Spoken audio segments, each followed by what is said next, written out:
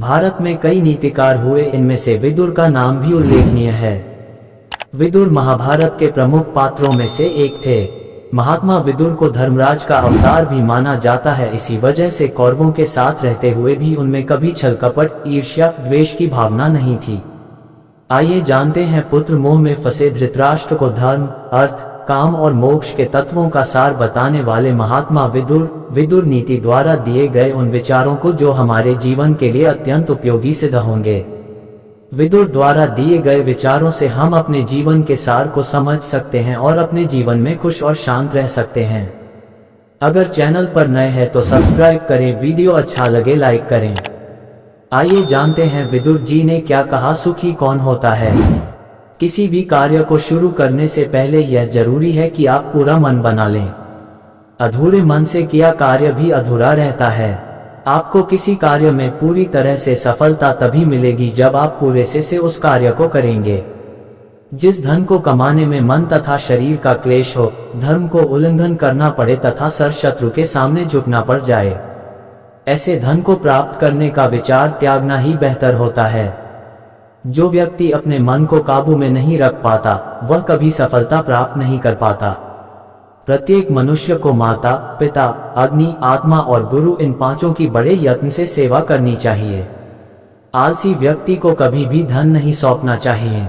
अपने आलस्य के कारण वह व्यक्ति धन को सर्वनाश कर देगा। अपना धन किसी भी ऐसे व्यक्ति को नहीं देना चाहिए जिसकी नियत में आपको संदेह हो। ऐसा व्यक्ति आपके धन का दुरुपयोग तो करता ही है, बल्कि आपको मुश्किल में भी डाल सकता है। काम, क्रोध और लोभ, ये तीनों आत्मा का नाश करने वाले नरक के 3 दरवाजे हैं। इसलिए इन तीनों का त्याग कर देना चाहिए। जो व्यक्ति शक्तिशाली होने पर भी क्षमा कर सके और निर्धन होने पर भी दान दे सके, स्वर्ग में ही स्थान पाता है। जो व्यक्ति हमेशा बीमार रहता है, उसे अपने शरीर के साथ साथ धन को भी नुकसान उठाना पड़ता है। इसलिए बीमारी से बचे रहना सबसे बड़ा सुख होता है। कहने का अर्थ है कि स्वास्थ्य ही सबसे बड़ा धन और सुख है। केवल धर्म ही परम कल्याणकारक है। एकमात्र क्षमा ही शांति का सर्वश्रेष्ठ उपाय है। एक विद्या ही परम संतोष देने वाली है और एकमात्र हिंसा ही सुख देने वाली है। मनुष्य को अपनी इच्छा अपनी आय के अनुसार ही करनी चाहिए। जिन लोगों का मन वश में नहीं होता, वह अपनी इच्छाओं को पूरा करने के लिए दूसरों से उधार ले लेते हैं।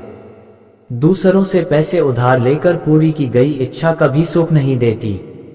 कई बार लोग अपना लिया हुई कर्जा चुका नहीं पाते और अपने साथ साथ अपने परिवार को भी परेशानी में डाल देते हैं। जो मनुष्य हमेशा कर्ज से बचा रहता है, वह बहुत सुखी होता है। जिस प्रकार समुद्र को पार करने में नाव की जरूरत होती है, उसी प्रकार इसी तरह स्वर्ग के लिए सत्य ही एकमात्र सीढ़ी है। जो बहुत धन, विद्या तथा ऐश्वर्य को पाकर भी इठलाता नहीं, वह पंडित कहलाता है। जिस व्यक्ति को आदर सम्मान मिलने पर भी वो खुशी से फूल नहीं उठता और अनादर होने पर क्रोधित नहीं होता तथा जिसका मन विपत्तियों में भी शांत रहता है, वही ज्ञानी व्यक्ति होता है। जिस काम को करने के बाद पछताना पड़ जाए, ऐसे कार्य को करने से क्या लाभ।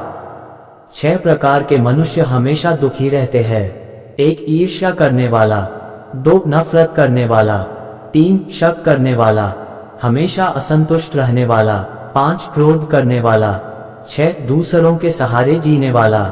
जो व्यक्ति अच्छे कर्म करता है, बुरे कर्मों से दूर रहता है, साथ ही जो ईश्वर में विश्वास रखता है, जो परम श्रद्धालु है, उसके ये सद्गुण पंडित होने के लक्षण हैं। कठोर वचन बोलना तन मन को जला देता है। मधुर वचन अमृत वर्षा के समान है। स्त्री का स्पर्श, धन का हरण, मित्रों का त्याग, ये तीनों दोष क्रमशः काम, लोभ और क्रोध से उत्पन्न होते हैं। वह मनुष्य अधर्मी होता है जो अच्छे कर्मों और पुरुषों में विश्वास नहीं रखता, गुरुजनों में भी स्वभाव से ही शंकित रहता है, किसी का विश्वास नहीं करता और मित्रों का परित्याग करता है। क्षमा को दोष नहीं मानना चाहिए, निश्चय ही क्षमा परम बल है। क्षमा निर्बल मनुष्यों का गुण है और बलवानों का भूषण है। बुद्धिमान व्यक्ति के प्रति अपराध कर कोई दूर भी चला जाए तो चैन से न बैठे, क्योंकि बुद्धिमान व्यक्ति की बाहें लंबी होती है और समय आने पर वह अपना बदला लेता है। जिस व्यक्ति के कर्तव्य, सलाह और पहले लिए गए निर्णय को केवल काम संपन्न होने पर ही दूसरे लोग जान पाते हैं, वही व्यक्ति पंडित कहलाता है। संसार के 6 सुख प्रमुख है धन प्राप्ति, हमेशा स्वस्थ रहना, वश में रहने वाले पुत्र, प्रिय भार्या, प्रिय बोलने वाली भार्या और मनोरथ पूर्ण कराने वाली विद्या। अर्थात इन 6 से संसार में सुख उपलब्ध होता है। जो जिस प्रकार के संगत रखता है उसे वैसा ही मिलता है। जो अच्छे और विद्वान लोगों से दोस्ती रखता है, उनके साथ अपना समय बिताता है, वह बहुत ही सुखी माना जाता है। बुरे लोगों की संगति का परिणाम भी बुरा ही होता है। जो व्यक्ति दुष्ट और हिंसक लोगों के साथ मेल मिलाप रखता है, उसे आगे चलकर कई परेशानियों का सामना करना पड़ता है। इसलिए जिसकी दोस्ती अच्छे लोगों के साथ होती है, वह बहुत सुखी होता है।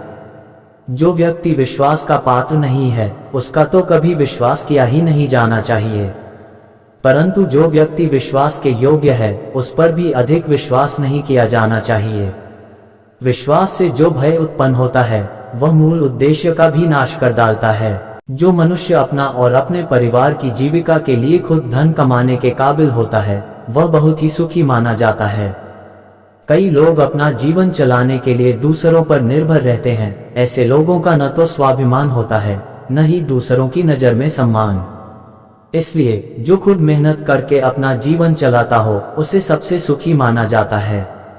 विदुर नीति। परम ज्ञानी महात्मा विदुर के अनमोल विचार आपको कैसे लगे?